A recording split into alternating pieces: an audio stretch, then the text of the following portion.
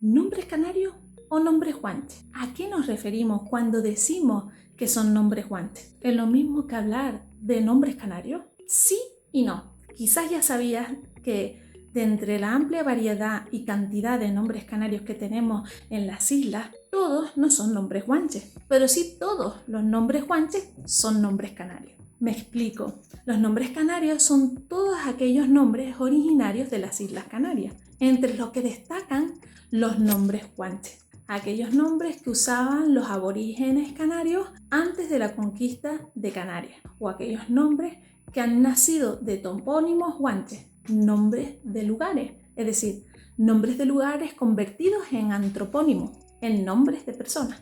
Para que se entienda mejor, los nombres propios Yaiza y Guajara son nombres propios de origen guanche, porque son nombres de lugares convertidos en nombres de personas.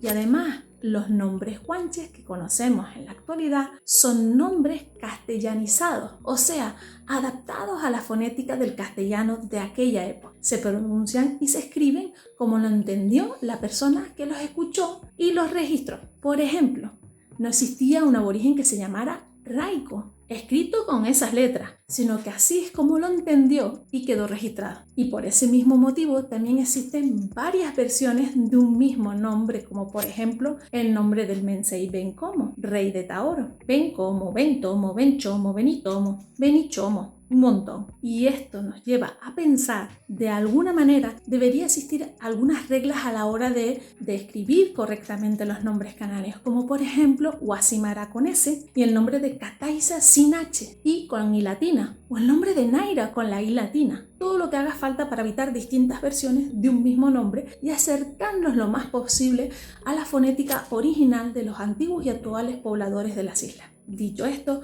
quiero compartir contigo algunos nombres guanches que podrían gustarte para tus futuros hijos e hijas. ¿Quieres saber cuáles son? Y para finalizar, quiero que sepas que existen otros nombres como Gara, Jonay, Guasimara, Dalsil o Yeray, que son nombres canarios, pero no son nombres guanches.